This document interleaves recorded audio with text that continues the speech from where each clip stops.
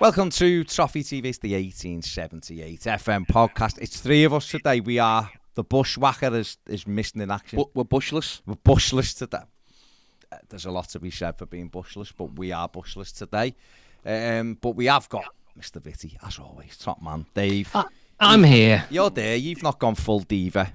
No, I've not let you down. You see, when I say I'm going to be here, I will actually be here. And I heard a rumor. I don't want to start rumors, but I heard somebody say that they saw Andy Bush at the auditions for I'm a Celebrity. Well, do you audition for I'm a Celebrity? I mean, what would that audition consist of?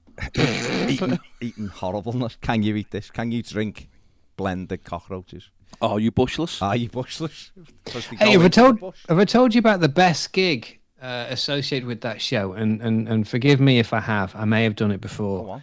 The best gig is to be the reserve on that show. Every year they have a reserve celebrity, and for the reason being that if somebody suddenly takes ill in the jungle, right? Or I don't know, they break their leg or something which facilitates them being taken straight out of there, right? And not taking part anymore. They need to get somebody in and fast, right? And they can't piss around with visas and all that kind of stuff. So somebody, you know that posh hotel, you know the Versace hotel where they end up back at the end? Somebody basically is paid by the production company to go out there for the entire duration of the thing, which is what, 3 weeks, something like that, 2 or 3 weeks. And assuming that nothing untoward happens, they have a free holiday, sat on their ass around the pool at the Versace, and they get paid for it. That's tremendous. But what do you have to do? Like, but do you have to do anything? Do you know? Do you have to like warm up like a sub? You know, do a few stretches, maybe reach at a few scorpions, you know, anything like that. Yeah. You've just got to be mentally focused just in case you have to go in there. But I tell you what, that is a chance that I'm willing to take. Yeah. Just walking around the hotel with like Vitty with like the phone number on, but not needing to. It's just there, just like that every now and again. And a stupid hat, even at breakfast. Like that. You know what I'm here for. You're sitting there waiting for the phone call. Dave, Paul Chuckle, he's had a dodgy scorpion for something. Get your parachute on. The kangaroo anus didn't agree with him. Get ready, Dave. You're going in.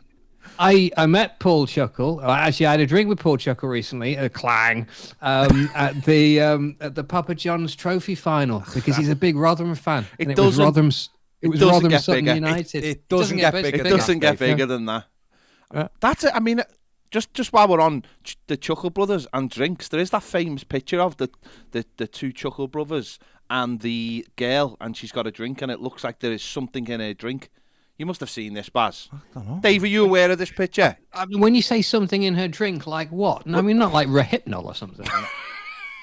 No, very much no. Very much no. The way her arm is, it looks like there's a giant penis in the drink. Okay. And it's a very famous picture. I might have. It's probably you know, just yeah. It didn't cause that much of a impression on me. But you know. Hey, listen, while we're on the subject of the Chuckle brothers, and I'll do another clang story if you want. Do you know my claim to fame with them is the fact that me and Chappers, Mark Chapman from Match of the Day 2, we competed. It's not Clang if he's a mate, is it? No, we competed in a celebrity couples edition of The Weakest Link back in 2006, I think it was. Wow. And we ended up knocking out the Daily Mirror's 3 a.m. girls to set up a nail-biting final against the Chuckle brothers, right? Which we then won. Yes. So the final was me and Chappers against Paul and Barry, God bless his soul, and we were the final and we got past. See, what I love about that is, right, that's a true story of proper celebrities. None of these TikTokers and YouTubers and all that malarkey. The 3 a.m. girls. 3 a.m. girls. They were big in there. You don't have. I mean, I don't know whether you do have it anymore because I don't read newspapers. But you don't have those stories of who was falling out of Browns in London. No, I know. It's just done. Why did we need that news? The 3 a.m. girls. Did they just have to stay around till 3 a.m. to see who fell out of a club? They'd be buggered now. Just until 7. See, I thought the 3 a.m. related to what time they had to set their alarm to do their makeup. Oh, could be listening. Could be listening. You never know. Maybe we should put them on the thumbnail, and that might draw more people in. I don't know who they are. See, you say 3 a.m. girls, and I immediately think of any combination of the Sugar Babes. I don't know why. Because they had a great They had a great squad system, didn't they? Yeah, Sugar they Babes. did. Talking of reserves, they did. There you go. They certainly might want to talk about football now. Talk about footy. We'll go back to our random section in the middle, but let's get on to footy. There was I feel like football has become our random section. Maybe. You know what? Maybe it's good that it's better on a week like this. Go on. Everton obviously were beaten for the first time since August the 13th on Sunday night, and we all described it last week as a nonsense kick-off time. The atmosphere kind of played into that at times, I thought, on Sunday night. Very flat. Yeah. The day was a Sunday, 7 o'clock. It's too long to allow people to drink. It had that like no European vibe when you've ever been to a European away game. It's people are drinking all day, and by the time they get into the game, they're all asleep. Yeah. And it felt a little bit like that at the game. It started off lively enough. I thought the crowd were lively, and obviously Everton scored the goal, and at that point, Dave, obviously a great goal by Iwobi. Oh, I mean, world-class goal, honestly. I mean, I've seen it back umpteen times, and it was really, really special. I mean, arguably, I think it was a better goal than Ronaldo's, personally. On the night? Yeah. Yeah, it was miles better. Yeah. Ronaldo's was just bad goalkeeping. It was bad goalkeeping. We'll come back onto that. No, Iwobi, it was Everton's 1500th Premier League goal as well, so a nice one to get that. But great start, and at that point, Dave, did you think, go on and do these now? Because we'd looked, the way we came out the traps, we looked ready for it. We were nicking the ball, the crowd were up, we were all over them, they looked panicky, and we get the goal. And I don't know about you, but I thought we could go on and, we look like we're really up for this game, and we've got the goal. I was encouraged, yeah, absolutely, but we needed to build on it, and that's what didn't happen. There needed to be another fairly fast, and because there wasn't, Everton did what Everton often do, which is just to kind of just retreat a little bit and just crumble a bit, and United just became the better side, and they never really lost grip of that. Yeah.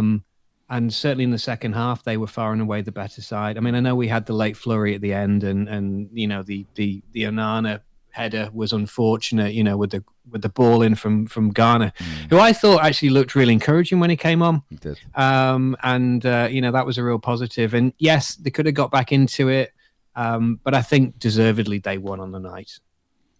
Yeah, I agree. Yeah. Do you think that it's particularly in the first half, after the way Everton scored and then sat back, the manager seemed frustrated with that? But I've seen people saying that was Lampard's tactics. Do you think it was a tactic? Or? I think I look at it and I think that we have come such a long way in the 9 games that when we started the season, we were playing with 5 at the back, and you look at the Chelsea game, and how we tried to close all the spaces down, and then you go to Sunday against Manchester United, who are a very good attacking side, and I don't think they're great at the back, but I think they're a good attacking side, and how open we were was unbelievable, and the difference in the way we are playing now, or trying to play, I think there was a bit of a mixed sort of idea. I don't know what we were truly trying to do, because we weren't really going forward with much vigour in terms of numbers, but then we weren't also getting loads of men back, and it just seemed a little bit of a mixed ideology of what we were trying to do. And maybe that's where Frank Lampard didn't quite get it right, because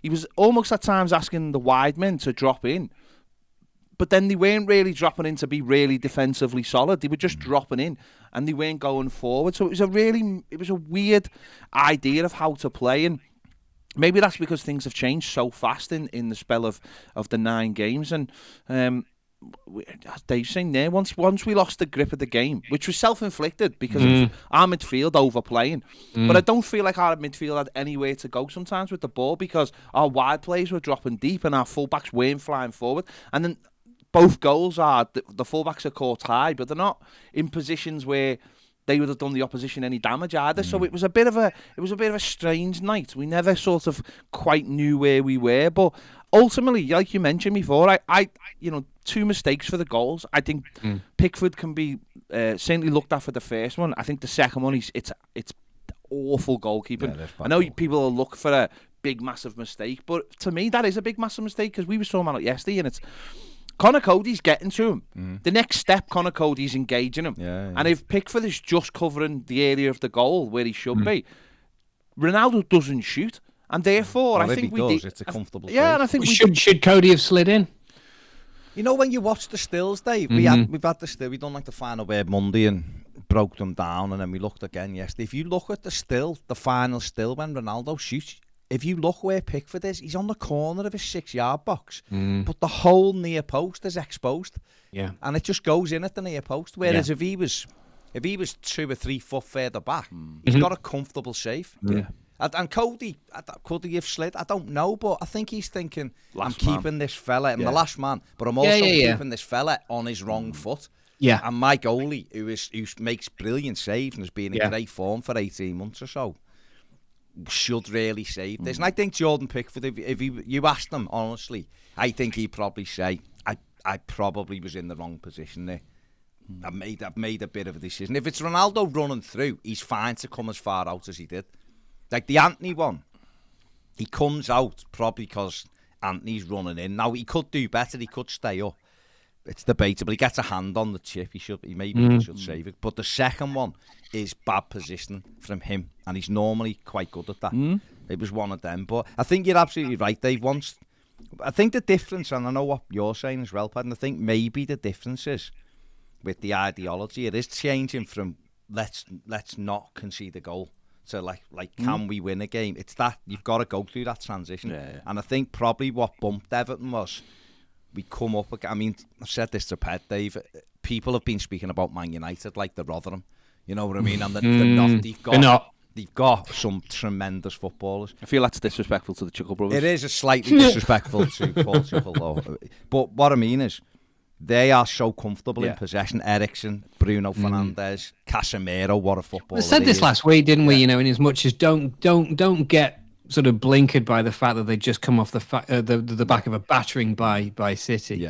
You know, because as you say, they're a good side. However, what I find frustrating most about Sunday night is not just the kickoff time, is the fact that actually, if we had played anywhere near to our best, we'd have been a match for them. And I think the difference between Sunday night and perhaps meeting them another time, we weren't as good as we have been recently on Sunday in every department. You know, it was, and Lampard said this as well. You know, they weren't at their best. There was a lot of players having a bit of an off day, which does happen. But I don't think. I mean, if we can draw positives from this, I think that the squad and the first 11 that we have are more than a match for that United side that came out on Sunday night playing at their best. Does that make sense? You know, I certainly don't think that they are, you know, light years ahead of us in terms of the players and their squad and all that kind of stuff. I think we can match them. I just don't think that we played well enough to match them on Sunday. I think it's individuals, isn't it, a lot of the time? And you look at the individuals they had on the pitch, you know, they're certainly in the attacking areas. You could swap 3 of their players on the bench for our front 3, and it would improve our front 3. That's where our weakness is, and it's not something that's going to happen overnight. I don't think those front 3 can be improved on with time. I think individually they've got, you know, I mean, obviously Anthony Gordon has got time on his side, but what I mean is I just think we need to get Don back, and it was great that he got on the pitch, and we need to get at least one more attacker who can score goals, a wide man who can score goals, because like you're saying there, Dave, I think if we took them on and we might have gone 5 at the back and done what we did last season, then maybe, you know what, we might have grabbed something, but we didn't. We tried to be a little bit more attacking, and I think you have, like you said, right, you have to be a little bit more attacking wise if you want to win games of football. It's just that we come across a team that punished us for 2 mistakes, and both mistakes are so stupid as well. I mean, Garner's is terrible because it's a bad touch. Takes his eye off it. You know, Iwobi tries to do a couple of step overs, he gets displaced, and Seamus Coleman's out of position, and that's not down to Seamus Coleman, by the way, and then it leads to bad goalkeeping. So 2 mistakes and they've punished us, and you know. Can we take something out again, the fact that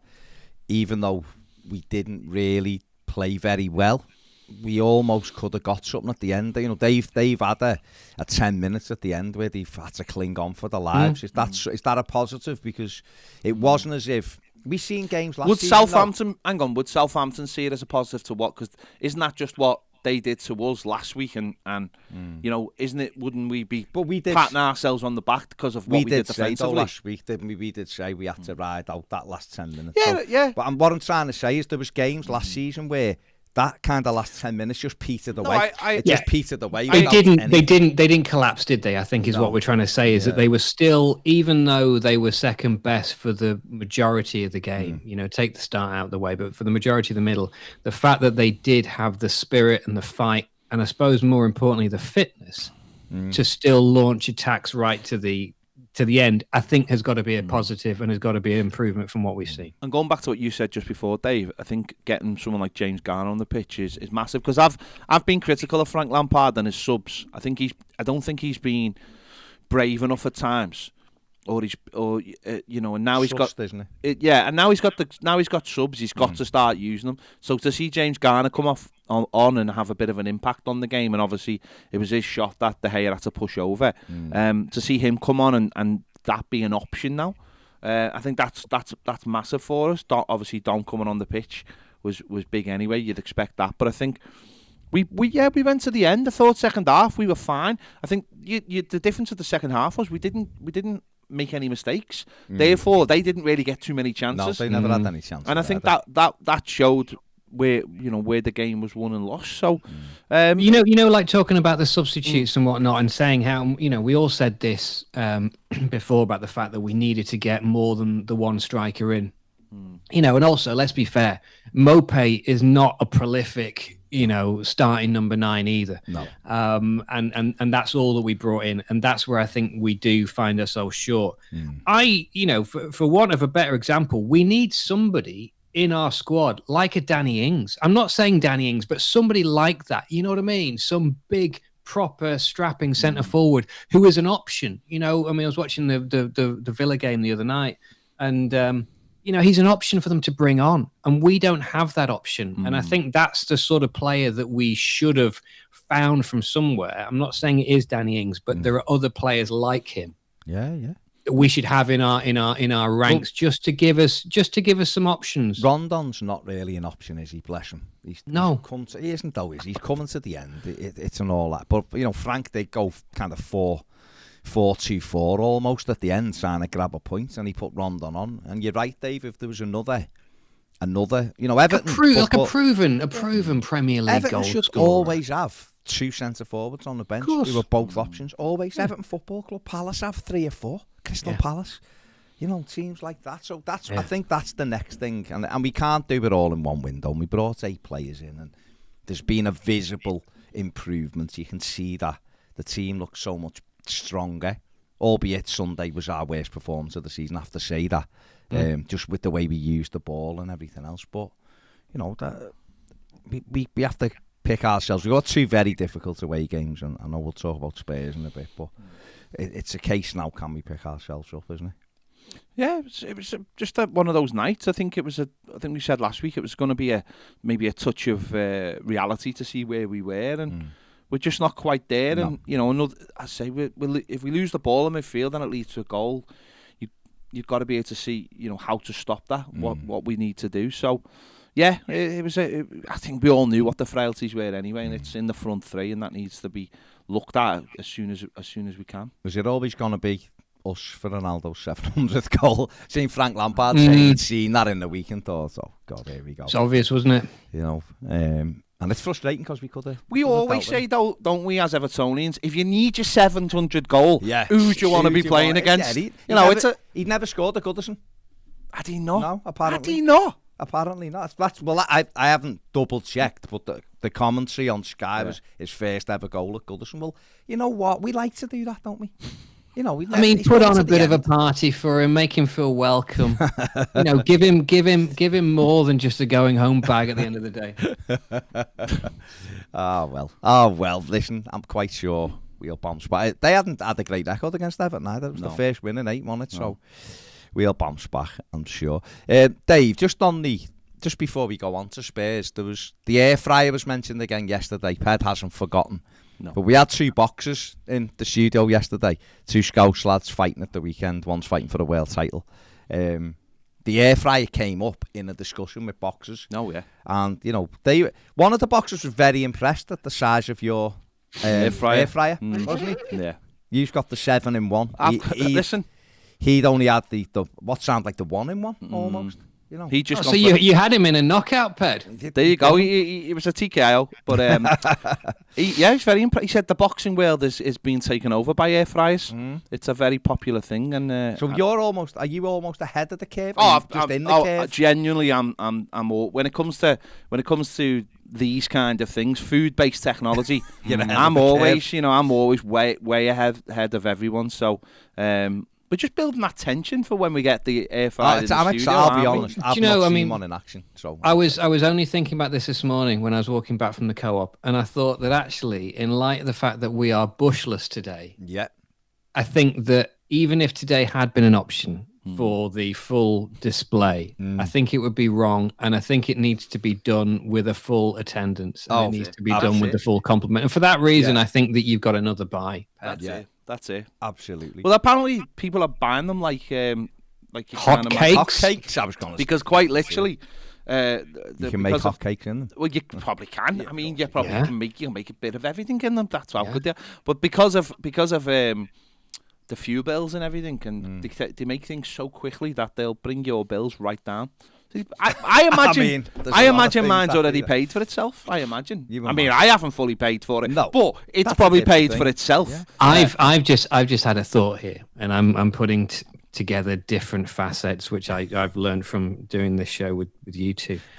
Ped doesn't like getting up early in the morning. His best time is late at night. We all agree with that. In fact, he himself would also agree with that. Yeah. The passion with which he is selling said product in a televisual manner would lead me to believe that perhaps you have a miscalling in being on one of these late night shopping channels. I believe you might be right. Where you could actually extol the virtues of said fryer as a personal recommendation, and this is something that people should buy, possibly in installments over 12 months. I'd like that. I'm trying to. I think you could. Do you ever do that though? Do you ever I don't do, but do you ever wake up, you fall asleep watching maybe a film, and there is someone who was on children's TV 30 years ago was trying to sell you a watch, and like Mark Curry or somebody. Well, no, who's the guy who's on ITV? He used to do the weird. What was that? It was on Going Live. It was where he went through all the gunk and everything, all the slime. I can't remember what his name is.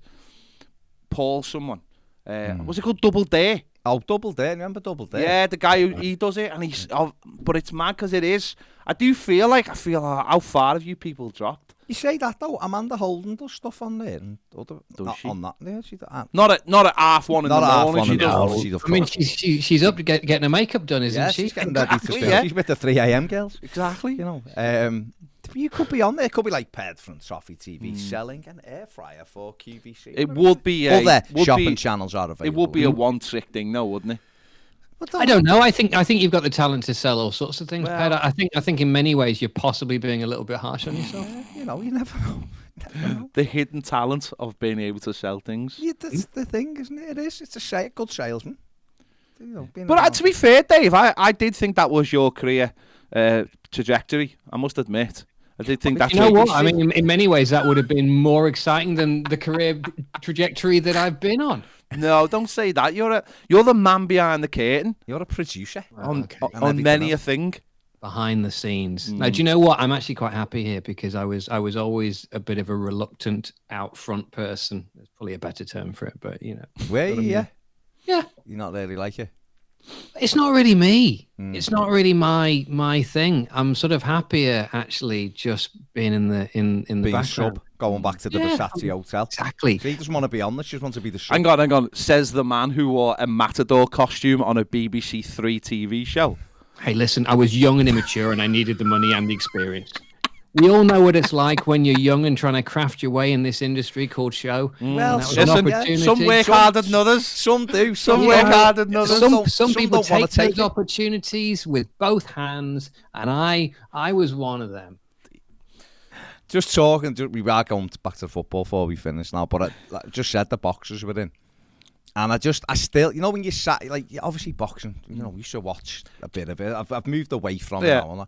You know, when you sat in the room with them and you're looking at them thinking, your job is to go in through a ring and just have a scrap. You know you're getting punched in the face. How are you so calm and where's your headspace? Can I just interrupt for one moment? I've just had a notification on my phone and it very much tells me where we are as a country. Oh. Deliveroo is now available on Klarna. That's Hang on, what's Klarna? So Klarna is Klarna basically, and here's me again selling. Is it like a loan site? It's not. Yeah, sort of. It's basically now when you buy clothes and stuff or air fryers, say you can buy them on 3 installments via the Klarna. So I always make a joke because I literally, even if I've got the money, always buy things on Klarna. I don't know why. Yeah. Even if it's like a t-shirt for 20 quid, I get it on Klarna. Fine. I'm like, so what's the point in buying it in one go when I can buy it over 3? Okay. So, but they're basically saying now you can buy takeaway so I can get a McDonald's on Klarna on a 3 over a 3 month like drip. £2.37. That's grim, that isn't it? Well, there's something very, very dystopian about that. That's where we are, though, isn't it, as a country at the moment? Go on, move on. Don't want to bring people down. No, just the boxing. Yeah. I just can't get my head around how calm they were to go. My issue when you were interviewing them was how much you kept on referring to UFC, and I honestly thought one of them was going to deck you. No, I didn't. I talked about Molly and Paddy because I'd seen their build-ups. Right. You couldn't get over the fact that they get punched in the face for a living, could you? No, I still can't, even at this age. No. It's a great interview. It's it's funny, Dave, because the most animated both boxers were was when they were talking about going to the Asda the night before the fight to get all their food in for the following day. Yeah. That's the most excitement we got out. I mean, they were great lads, but they were really, really excited. Apart from the air fryer chat, they were really excited about the junk food they were going to eat the next day. They make lists. They were like. And how they have to deprive themselves. It's mad, isn't it? Because as soon as they walked in, you offered them a coffee, and he was like, "Can't drink coffee. I don't drink water." Oh, what? Because they're in training. Yeah. But they fight literally on Saturday. They can drink it on Saturday. Yeah. You'll have a couple of cups because the. Oh, but they can't have the caffeine beforehand. No. And they're coming down, obviously. And the other thing I learned yesterday, which I genuinely didn't know, was that once the weigh-in's done, they put. Like Peter puts a stone on by the next day when he fights, a stone.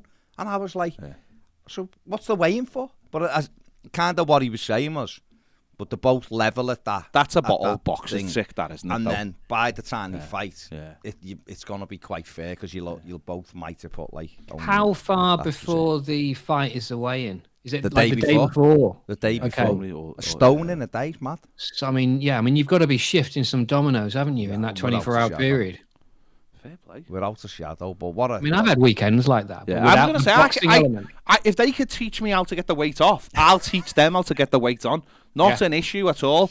Yeah, not an issue. That I could even bring the air fryer wouldn't work though, because you're trying to put the weight on. That's helping it, isn't it? Have you ever had air fried Mars bars? No, I haven't had anything air fried, so I'm looking forward to it. But they're both Evertonians, so good luck to the lads at the weekend. But do you ever fancied a charity boxing match, Dave? Getting hit in the head? No. You must have had opportunities, Dave. I haven't. No. Genuinely, I know. We have a mutual friend, or certainly a mutual associate, who has done it, because obviously Rossi, formerly of Radio City and whatnot, and now of Greatest Hits Breakfast, of course. He has done charity boxing matches, and I've seen him kind of in training for that. I've never had the opportunity, nor have I ever wanted the opportunity. To actually do it. It's I don't think it's really me. No. What is, I mean, we've spoke about this. We spoke about you doing a couple of game shows. What is the weirdest thing you've been offered but you've turned down? Yeah, that's an interesting one. Weirdest thing I've been offered but turned down. But the thing is, I actually don't have any memory of turning anything down. Fair play. I mean, and that's one of those things, I suppose. I've never been in a situation where I've thought, right, well, I'm in this lofty position and I can choose to either do this or not do this. You know, like people, I know we keep talking about the jungle, but you know, or any of those things. Yeah. Some people say, oh, they've been trying to get me on Strictly for so long, and I've always said no. They've been trying to get me in the jungle. I'll never do that. They're waving checks in my face and all this. And I'm sorry, but it all does go back to money at the end of the day. Yeah, of course. Because, you know, anything I've ever been offered over the years, I've taken with both hands, because I've sort of thought, this is ridiculous, the fact that somebody is offering me something like this, and this opportunity will be gone very soon. Therefore, you look at it, and I suppose those were things that happened over that mad 16-year period that I was at Radio 1, and you have all the associated stuff. And then once it's gone, as the last 10 years have proven. It is weird, isn't it? It's when people criticise people for doing stuff in that way. Do you know what I mean? If these are on everything, but if someone's throwing money at you, and also it's what gets you up the table of like celebrity or into other work, isn't it? I suppose. I mean, we spoke up. I don't know how many times we've spoken, but about the jungle. But again, someone like Jordan North made a bit of a tit out of himself, but then redeemed himself massively. And now it's just got like a new show on Radio 1, and he's like one of the main presenters, because people saw the other side. Man, who's this kid? You know, he's not just a filler in when someone's having a day off or a week off. I didn't actually know him. No, and now he's got a. I mean, I'd go as far as say Dave is definitely the most famous sidekick on the radio that apart from the one that was on the Alan Partridge show that has ever been. I personally think. I mean, you know, I'm not blowing smoke up him, but the fella who got kicked off Strictly this week, I'm sure is the travel guy on Radio 2. Yes, he's Zoe Ball's travel guy. There you go. How is he on Strictly and you're not?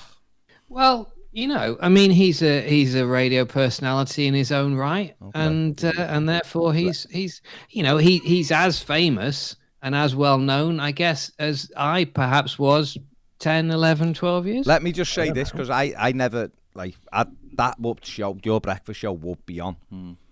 And it is mad, isn't it, that once we knew Comedy Dave was an Evertonian. Yeah. No, whoa, hang on, stop there. No. When he was on in the afternoons, I knew it was more your time. I didn't. That's where. I got there early. I'm afraid I got there early. Yeah, no, I'm just saying when I and it's like my dad. Yeah, Dave's never thrown. I was like, what's he saying? And he'd like to have a little bit about Everton. You go, Sam, this.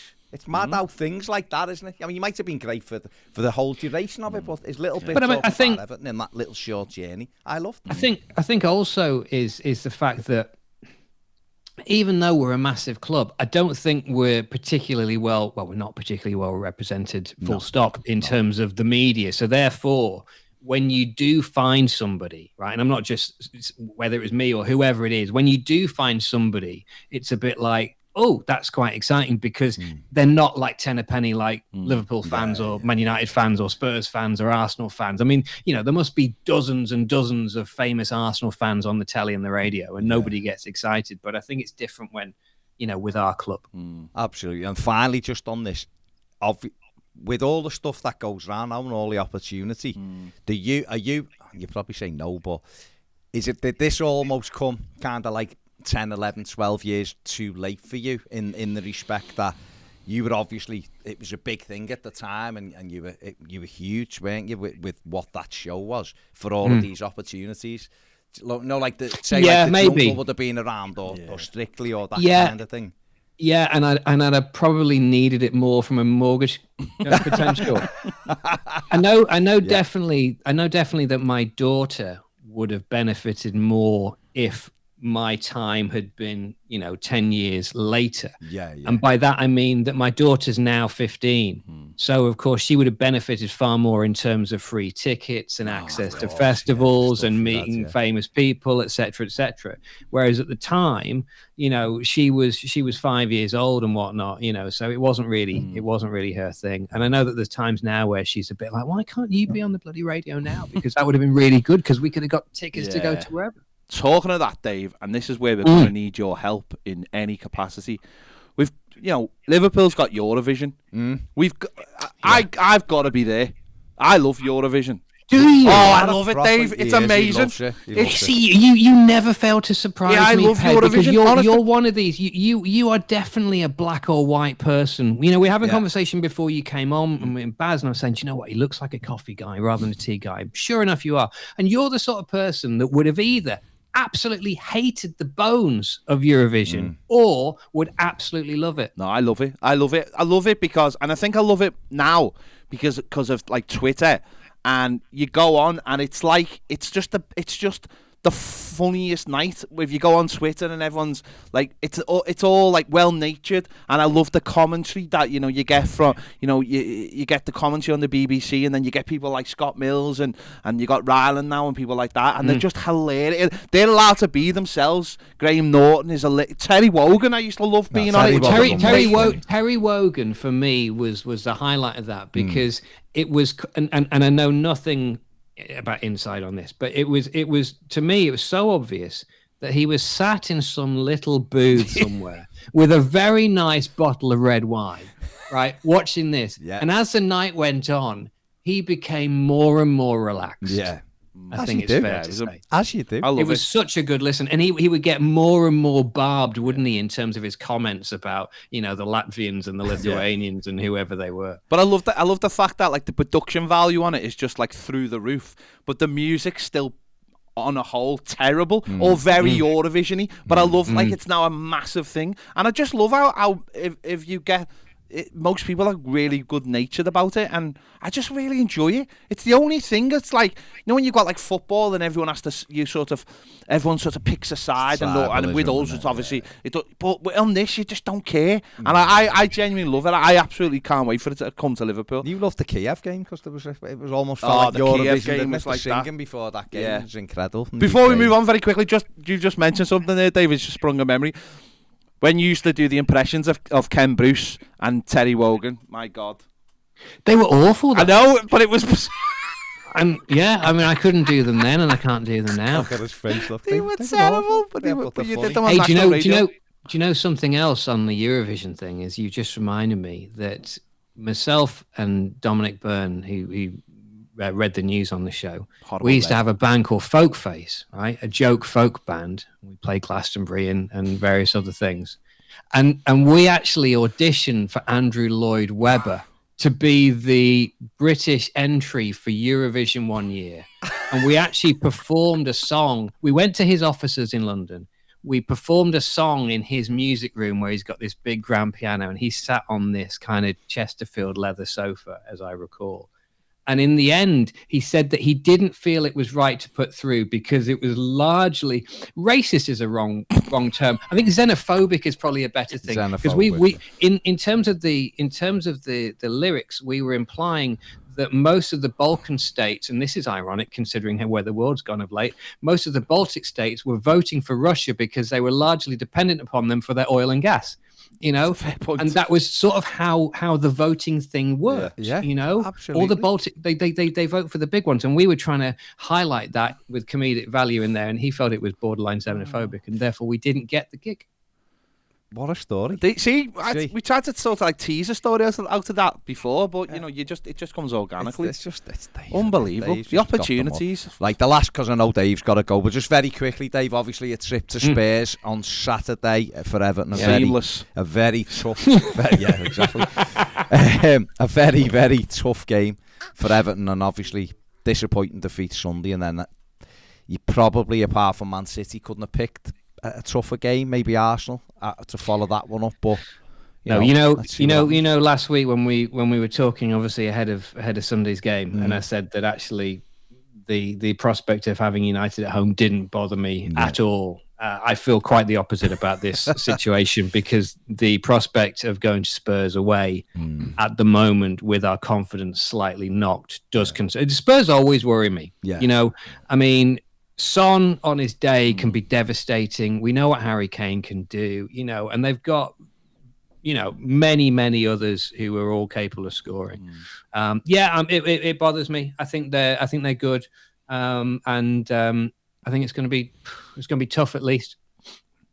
Yeah, I mean, you failed to mention Richarlison there, which would be an interesting one. Course, yeah. I think the weird Spurs though, because I think if you catch them on the right day, they can be unbelievable. But I think they're a weird side where if you catch them right, they do find it tough to score goals, and and are a little bit more defensive minded. You can frustrate them, I think. Yeah, and I think that's mainly what we've got to do on Saturday is try and frustrate them, and then try and catch them on the counter attack. And it's funny because Anthony Gordon's suspended. I mean, Anthony Gordon's been absolutely terrible at home, but has had bright spots away from home. So I suppose that's where the disappointment is. It's just we can get Dom on the pitch a little bit longer, and we can just be a little bit more solid. In the midfield, not give the ball away silly, because they do have the likes of Son and Richarlison's pace. Kane a little bit less so in terms of pace, but when he picks up the ball, he uses it so well. So it's of course it's a really tricky game, and when games come in spells like this, and obviously we've got Newcastle midweek as well. And they're flying as well. Yeah, and suddenly you look at it and you're thinking, if we can just get through this game, then it sets up the other games. Then we've got some decent fixtures after that, but. It is tough, and again, it might be one of those where it brings us back down to earth with a bit of a bump, but you just hope to see a little bit of progression. You hope to see a bit more fight, and as long as it's not as long, but last season was absolutely well. That's what I was just going to say. We went there last season and played on the halfway line, and we got destroyed. So I think maybe can't be as bad as that, can it? Well, hopefully we'll go and sit a little bit. On to but if we sit deeper, their pace won't expose us as much, and then we have to be able to counter that. But it's gonna be hugely tough because they've got some tremendous forward players, haven't they? Yeah, my worry is it's the scoring goals part for us. That's the problem. You have to almost keep a clean sheet every game, or just get one goal because we just don't score. That's our problem.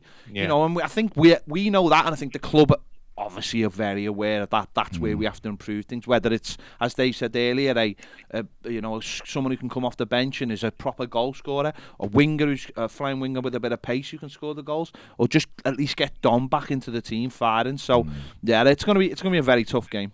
It will be. Right, Dave, I know you've got to go, so we will leave it there, but we'll obviously be back to discuss this one next week. Hopefully it's a positive result. Hopefully with the Bushmaster. And the Bushmaster back. Bushmaster General. Bushmaster General. That sounds like a Discovery Channel show, doesn't it?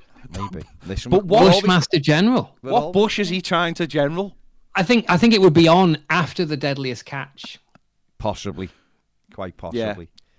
There you go. Yes, let's before we get let's get there. Let's leave that for to be continued. Yeah, to be continued. Right, thank you very much, Dave. Thanks for watching. And you. See you soon. See you later. All right, thanks for watching. We'll see you later.